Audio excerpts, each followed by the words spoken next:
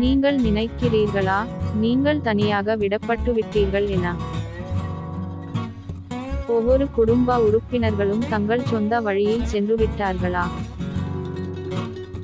நண்பர்களும் தங்கள் சொந்த வாழ்க்கையில் இருக்கிறார்களா? எனக்காக யாரும் இல்லை என நினைக்கிறீர்களா? மனிதன் தனியாக இருப்பது நல்லதல்ல என்று கடவுள் நினைத்தார். அப்படி என்றால் என்னுடன் யார் இருப்பார்கள்? நீங்கள் தனியாக நடக்க வேண்டியதில்லை. உங்கள் வாழ்வின் இறுதி வரை இயேசு உங்களோடு இருப்பார். யுகங்களின் முடிவு வரை உங்களுடன் இருப்பேன் என்று இயேசு வாக்குறுதி அளித்தார். அவர் கொடுத்த வாக்குறுதியை மறக்க மாட்டார். அவர் ஒருபோதும் பொய் சொல்ல மாட்டார். ஏஞ்சல் ரபேல் தோபியாசுடன் நடந்தார். அவ்வாறே கடவுள் தாமே உங்களுடன் இருப்பார்.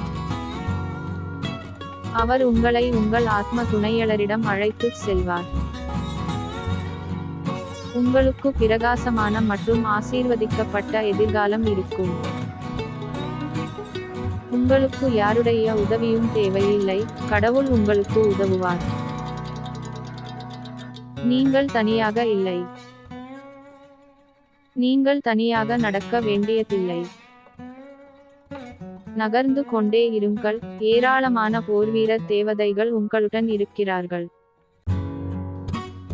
நான் உனக்கு கட்டளையிடவில்லையா? வீறுகொள், துணிந்து நீ, அஞ்சாதே, கவலைப்படாதே, ஏனெனில் உன் கடவுளும் ஆண்டவருமான நான் நீ செல்லும் இடம் எல்லாம் உன்னோடு இருப்பேன். யோசுவா அதிகாரம் 1 வசனங்கள் 9. உங்களுடன் அமைதி நிலவட்டும்.